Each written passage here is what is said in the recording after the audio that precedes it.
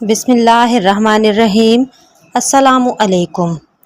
قیام جنت۔ حضرت آدم علیہ السلام قبلہ سجود ملائکہ بنائے جانے کے بعد جنت میں پہنچا دیے گئے۔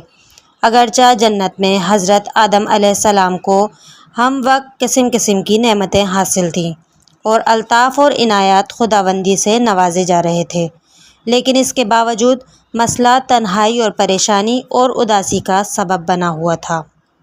چاہتے تھے کہ کوئی ساتھی، رفیق اور ہم جنس ہو تاکہ تنہائی کی تکلیف دور ہو اور سکون حاصل ہو سکے۔ پیدائش بی بی حوا۔ آخر اللہ تبارک و تعالیٰ نے حضرت آدم علیہ السلام کی یہ تمنا پوری فرمائی اور ایک ہمدم اور انیس کو اس طرح پیدا فرمایا کہ حضرت آدم علیہ السلام پر نیند طاری کر دی گئی، اور جب وہ سو گئے تو ان کی بائیں پہلو کی ہڈی سے بحکم الہی حضرت بی بی حوا کو پیدا کیا گیا۔ حضرت آدم علیہ السلام جب بیدار ہوئے تو اپنی ہی ہم جنس سے ایک پاکیزہ، باحیا اور حسین اور شکیل عورت کو دیکھ کر بہت ہی محظوظ ہوئے اور دریافت کیا کہ تم کون ہو؟ حضرت بی بی حوا نے عرض کیا، میں تمہارے ہی بدن کا ایک جز ہوں۔ مجھے اللہ تبارک و تعالیٰ نے اپنی قدرت کاملہ سے پیدا کیا ہے۔ اللہ تبارک و تعالیٰ نے حضرت آدم علیہ السلام کے میلان طبی کو دیکھتے ہوئے فرشتوں کی موجودگی میں حضرت بی بی حوا اور حضرت آدم علیہ السلام کا نکاح کروا دیا۔ شجر ممنوعہ۔ اللہ تبارک و تعالیٰ نے حضرت آدم علیہ السلام کو زمین پر اپنا نائب بنانے کے لیے پیدا کیا تھا۔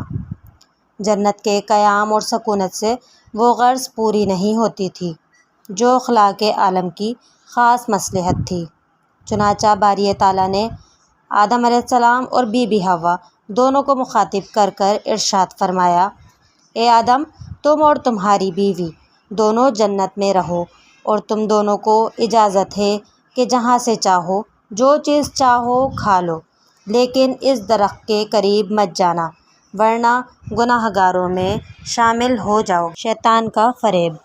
اللہ تبارک و تعالیٰ کے انعام اور اکرام سے نوازے جانے کے بعد حضرت آدم اور بی بی حوا دونوں نہایت آرام اور سکون سے جنت میں رہنے لگے، جو چاہتے اور جہاں سے چاہتے کھاتے، کوئی روک ٹوک اور پابندی نہیں تھی۔ البتہ شجر ممنوعہ کا احساس دلوں میں ضرور موجود تھا، لیکن حکم الہی پیش نظر تھا، اس لیے قریب جانے کی جرات کس طرح ہو سکتی تھی؟ شیطان اس موقع سے بہت خوش ہوا اور اس نے بربنائے عداوت آدم علیہ السلام اور بی بی حوا کو بہکانا شروع کیا۔ اس کی غرض یہ تھی کہ وہ لوازم بشریٰ جو ان دونوں کی نگاہوں سے چھپے ہوئے ہیں ان پر ظاہر ہو جائیں۔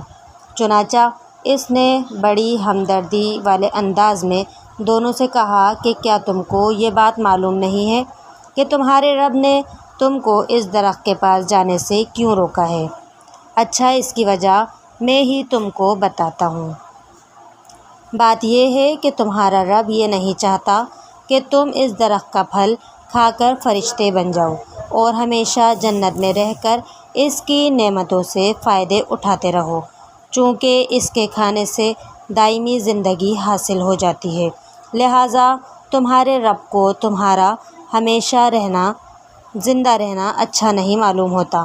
اور ساتھ ہی شیطان نے یقین دلانے کے لیے بی بی حوا اور حضرت آدم علیہ السلام کے سامنے قسم بھی کھائی اور نہایت مخلصانہ انداز اور لہجے میں کہنے لگا کہ چونکہ مجھے تم سے ہمدردی اور محبت ہے، میں نہیں چاہتا کہ کوئی راز کی بات تم سے چھپائی جائے، اس لیے میرا دوستانہ مشورہ ہے کہ تم دونوں اس درخت کے قریب جاؤ اور اس کے پھل کو استعمال کرو تاکہ دائمی زندگی حاصل کر کے ہمیشہ ہمیشہ کے لیے جنت کی نعمتوں سے لطف اندوز ہوتے رہو۔ حضرت آدم علیہ السلام کو کوئی خاص التفات نہیں تھا تو اپنی توجہ دوسری سمت کر لی۔ شیطان نے اس قسم کے وسوسے بی بی حوا کے دل میں ڈالنے شروع کر دیے اور ان کو اپنی طرف مائل کر لیا۔ بی بی حوا نے حضرت آدم علیہ السلام سے اصرار کیا کہ اگر تم نہیں کھاتے ہو تو میں ہی کھا کر دیکھتی ہوں۔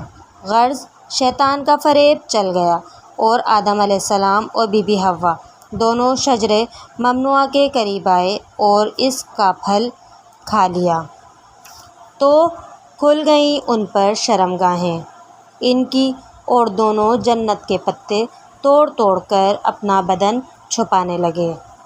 اللہ تبارک و تعالیٰ نے دونوں کو پکارا اور فرمایا، کیا میں نے تم کو منع نہ کیا تھا اس درخت سے، اور کہہ دیا تھا کہ دیکھو شیطان تمہارا کھلا دشمن ہے۔ فتح البیان میں یہ ہے کہ اللہ تبارک و تعالیٰ کا ان دونوں کو پکارنا بطور عتاب تھا، یعنی میں نے جس چیز سے تم کو ڈرایا تھا تم کیوں اس سے نہیں بچے؟ میں نے تو تم سے شیطان کی دشمنی کا حال بھی بیان کر دیا تھا کہ سجدہ نہ کرنے سے اس کا حسد ظاہر ہو چکا ہے اور اس کا دشمن ہونا کھل چکا ہے، مگر تم پھر بھی اسی کے کہنے پر چلے اور باوجود ممنوعات کے دانے گندم کو کھا لیا۔ بیان القرآن میں ہے کہ حضرت آدم علیہ السلام نے اپنی رائے عالی کو چھوڑ کر شیطان کی پست رائے کو قبول کیا، جس کی وجہ سے جنت عالی سے زمین کی پستی کی طرف اتار دیے گئے۔ چونکہ وسوسہ ایک نفسانی تصرف ہے اور نفسانی تصرف میں بعد مکانی حائل نہیں ہوتا، لہٰذا اس کے اثبات کی ضرورت نہیں کہ شیطان حضرت آدم علیہ السلام سے بالمشافہہ ملا ہو، بلکہ زمین ہی پر رہ کر وسوسہ ڈالا اور آدم علیہ السلام اس کے وسوسے کو معلوم نہیں کر سکے۔ تو دوستو آج